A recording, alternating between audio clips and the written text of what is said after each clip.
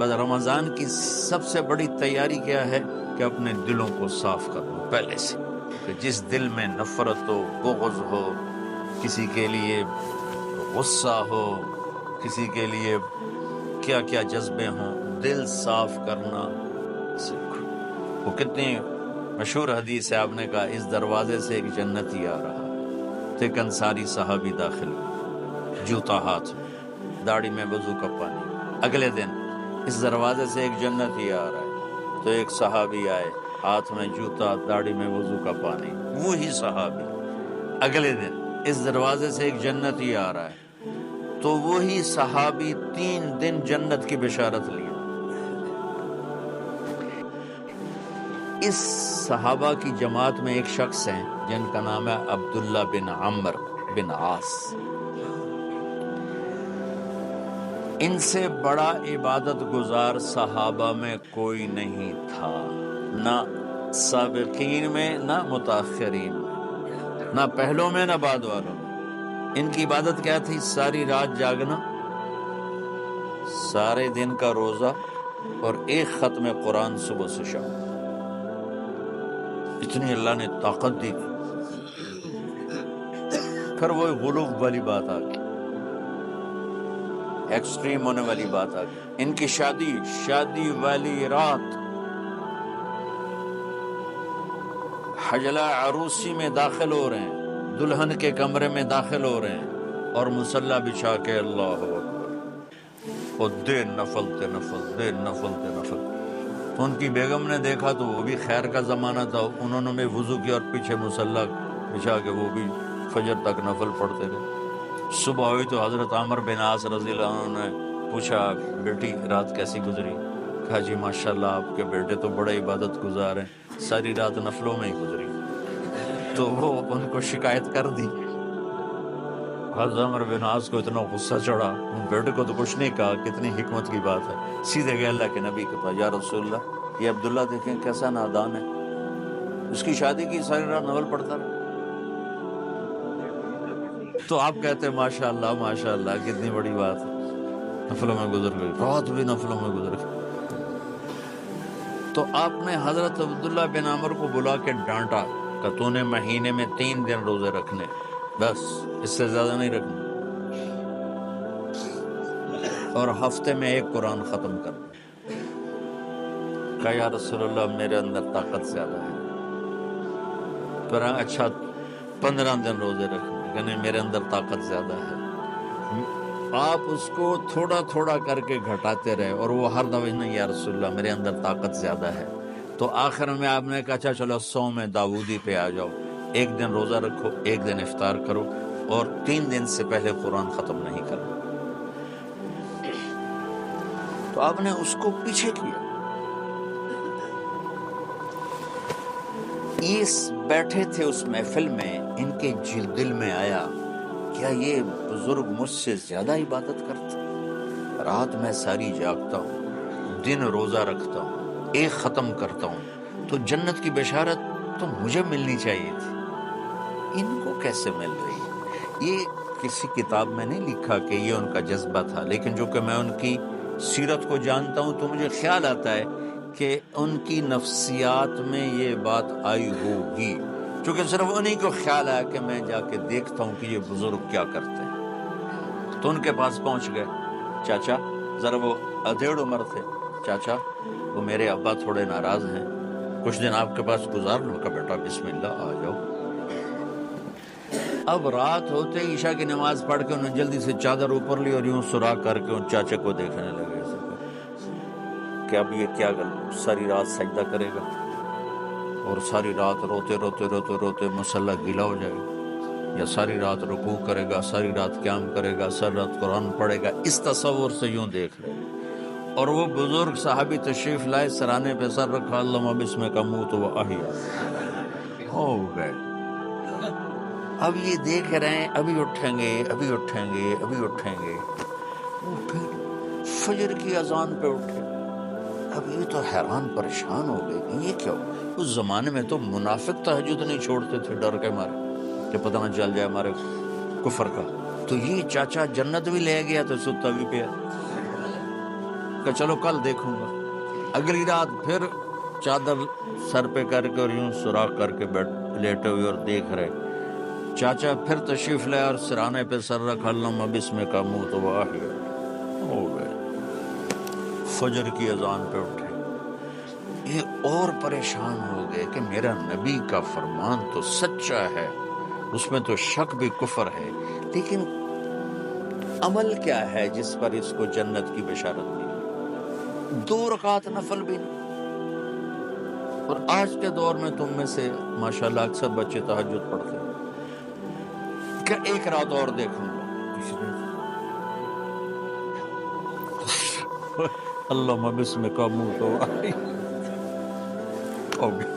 ساری رات تو تیسری رات پھٹ پڑے عبداللہ بن عمر. کہنے گے چاچا میری ابا سے کوئی لڑائی نہیں تھی, 3 دن میں تیرے بارے میں سنتا رہا, جنتی جنتی جنتی. میں دیکھنے آیا تھا کہ آپ کیا کرتے ہیں. آپ تو کچھ بھی نہیں کرتے ہو, ساری رات سوتے رہتے. آپ کیا کرتے ہو؟ میں نے کہا بیٹا یہی ہے جو تم نے دیکھا ہے. اب ان کو سمجھ میں نہیں آ رہا کہ یہ جوڑ کیسے بٹھاؤں, ادھر جنت کی بشارت, ادھر ساری رات خراٹے. اب یہ اس میں جوڑ کیسے بٹھاؤں, نبی کی بات تو غلط ہو نہیں سکتی. تو اب وہ نا ایسے نا بڑے بے دل سے ہو کر واپس مڑے, پتہ نہیں کی چکر ہوئے گی کوئی گل. جب وہ دروازے تک پہنچے تو کہنے لگے بیٹا ادھر آنا. واپس آ گئے.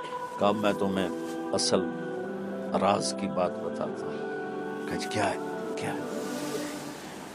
تو یہاں ہاتھ رکھا, کہا یہ جو دل ہے نا اس میں کسی انسان کی نفرت نہیں ہے.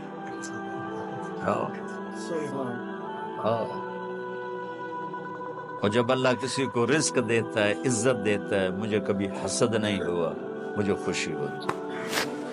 تو عبداللہ بن عمر نے کہنا تھا ہاں یہ بات ہے. نہیں, انہوں نے کہا ہاذا ہوا, اچھل کے کہنے لگے ہاذا ہوا, ہاں ہاں ہاں یہی ہے یہی ہے یہی ہے.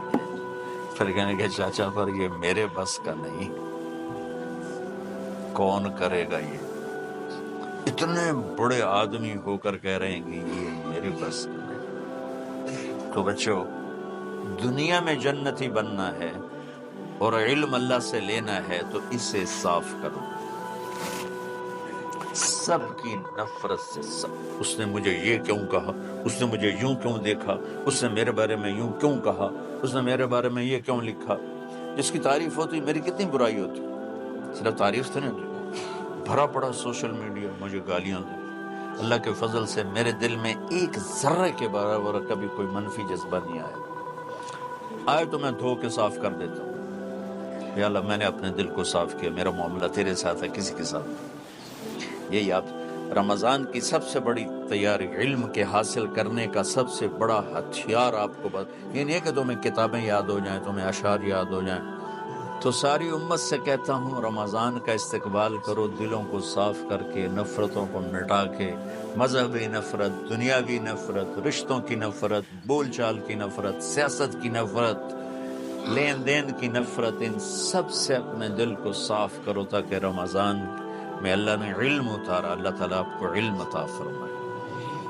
اور باقی لوگ جو عام دنیا میں زندگی گزار رہے ہیں ان کے دلوں میں اللہ رمضان کا نور اتارے اور اپنے اور ہدایت کا نور اتارے. یہ سب سے بڑی تیاری ہے. اور کسی سے گلہ ہے, غصہ ہے, ناراضگی ہے, کسی سے بولتے نہیں ہو, ابھی سے شعبان آ چکا ہے, آپ شعبان سے رمضان کی تیاری شروع فرما دیتے تھے. تو اس کی تیاری کیا ہے؟ وہ دلوں کو صاف کرو, معاف کرو, معافی مانگو. تمہارا قصور نہیں پھر بھی معافی مانگ لو, دلوں کو صاف کرو.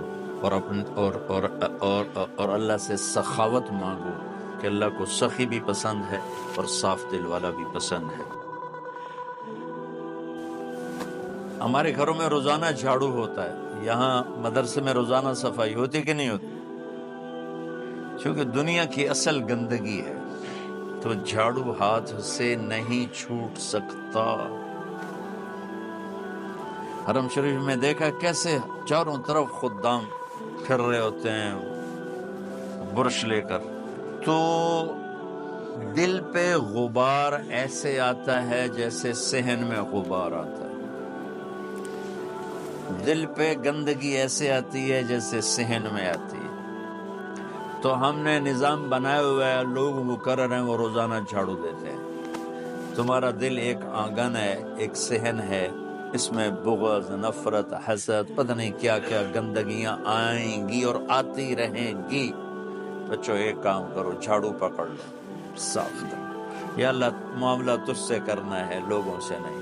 کسی نے برا کہا، کسی نے غیبت کی، کسی نے گالی دی، کسی نے دھکا دیا، کسی نے حق مارا، کسی نے کچھ کیا، یا اللہ تیرے سپرد میں نے اپنے دل کو سب سے صاف کیا، میں نے اپنے دل کو سب سے صاف کیا۔ یہ اتنی بڑی عبادت ہے کہ بڑے بڑے نفلوں والے، تہجد والے، حج عمرے روزے والے تمہیں نہیں پکڑ سکیں، چونکہ اس کا کرنے والا دنیا میں کوئی نہیں۔ نفل پڑھنے والے تو بے شمار ہیں، عمرے کرنے والے بے شمار ہیں، علماء بے شمار ہیں، حاجی بے شمار ہیں، سخاوت کرنے والے بے شمار ہیں، لیکن اس ٹکڑے کو صاف کرنے والا لاکھوں میں ایک بھی نہیں۔ مشکل کام، آپ یہ سیکھ لیں، صاف کرو، صاف کرو، صاف کرو۔ یہ رمضان کی سب سے بڑی تیاری اور علم کو حاصل کرنے کی سب سے بڑی چابی ہے کہ اپنے دل کو کھلا کرنا۔ کوئی چیز خالی ہوگی تو کچھ آئے گا۔ جس دل میں بغض بھرا ہو، نفرت بھری ہو، حسد بھرا ہو، کینہ بھرا ہو، اس میں خاک آئے گا، اس میں تو علم کی ایک کرن بھی نہیں آئے گی۔ زبان سے چاہے جتنے مرضی موتی بکھیرے، دل اس کا اندھا ہوگا۔ لا تعمل ابصار ولكن تعمل قلوب التي في الصدور۔ یہ آنکھوں سے اندھے نہیں، دل سے اندھے ہیں۔